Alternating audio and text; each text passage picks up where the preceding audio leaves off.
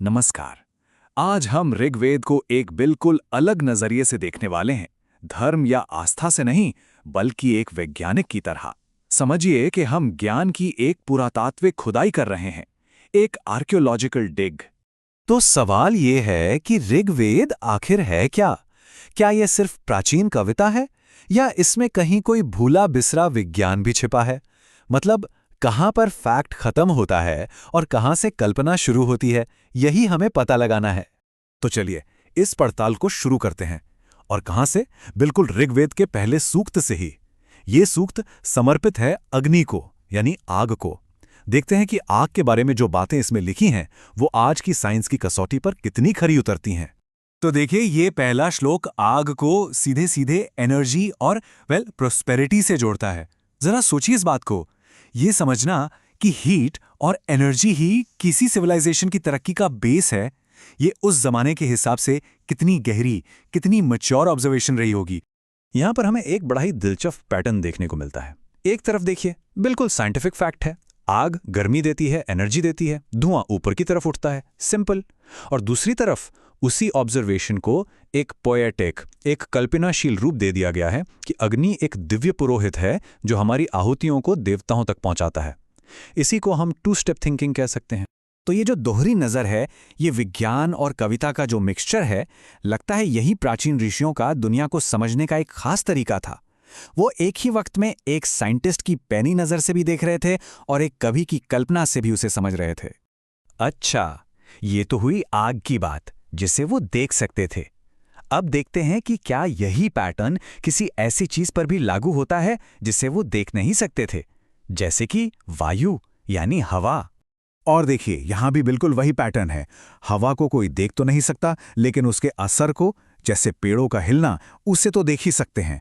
ये एक बहुत ही सटीक साइंटिफिक ऑब्जर्वेशन है। और फिर इसी अदृश्य ताकत को एक देवता वायु का रूप दे दिया गया, जिन्हें सोम पीने के लिए बुलाया जा रहा है। तो फिर से वही बात, अवलोकन और कल्पना साथ साथ। और जरा ये उपमा देखिए, हवा की स्पीड की तुलना मन की स्पीड से की गई है। कितना गहरा, कितना खूबसूरत एनालॉजी है ये। उन्होंने अपने समय की दो सबसे तेज, सबसे इंटैंजिबल चीजों को एक साथ जोड़ दिया। इससे साफ पता चलता है कि ये जो ऑब्जर्वेशन और कल्पना वाला पैटर्न था, वो उन चीजों के लिए भी कितना सटीक था जिन्हें वो देख नहीं सकते थे। ठीक है, तो अब एक और भी ज्यादा कॉम्प्लेक्स केस की तरफ बढ़ते हैं। एक ऐसा केस जो विज्ञान और कल्पना के बीच की लाइन को और भी धुंधला कर देता है। हम बात कर रहे हैं मेडिसिन और मीटियोरोलॉजी की, यानी अश्विन और इंद्र के डोमेन की। अब ये सुनने में कितना मॉडर्न लगता है ना? जैसे किसी प्रोस्थेटिक लिम्ब की बात हो रही हो। पर सवाल ये है कि क्या ये कोई चमत्कार था या कुछ और?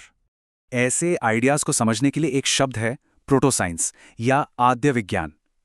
प्रोटोसाइंस मतलब ये वो चीजें हैं जो पूरी तरह से मिथक नहीं हैं, क्योंकि ये फिजिकली इम्पॉसिबल नहीं लगती। ये साइंस का एक बहुत ही शुरुआती रूप है जो शायद हमें किसी खोई हुई टेक्नोलॉजी की याद दिलाता है। और ये स्लाइड इस फर्क को बिल्कुल साफ कर देती है। एक तरफ है इंद्र का वज्र, ये प्योर माइथोलॉजी है, बिजली जैसी एक विशाल अनकंट्रोलेबल ताकत को समझाने के लिए बनाई गई कहानी। लेकिन दूसरी तरफ है विश्पला का लोहे का पैर, ये प्रोटोसाइंस है। क्यों? क्योंकि ये टेक्निकली पॉसिबल लगता है। उस समय मेटलर्जी और एनाटॉमी का ज्ञान था। ये वो फील्ड थी जहां इंसान सीधे सीधे एक्सपेरिमेंट कर सकते थे।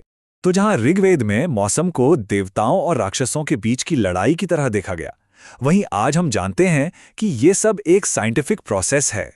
ये एक पूरा साइकिल है, इवेपोरेशन, कंडेंसेशन, बारिश और फिर बिजली का डिस्चार्ज। सब कुछ फिजिक्स के नियमों से चलता है। तो इस पूरी पड़ताल से एक बात तो साफ है, ये सब अज्ञानता की निशानी नहीं है, बल्कि ये दुनिया को समझने की एक गहरी इंसानी जिज्ञासा को दिखाता है। तो हमने क्या देखा? हमने देखा कि ऋग्वेद में समझ का एक पूरा स्पेक्ट्रम मिलता है। एक छोर पर है प्योर ऑब्जर्वेशन, जैसे आग एनर्जी है, धुआं ऊपर उठता है। बीच में आता है प्रोटोसाइंस, जैसे वो लोहे के पैर की कहानी जो किसी पुरानी टेक्नोलॉजी की याद हो सकती है।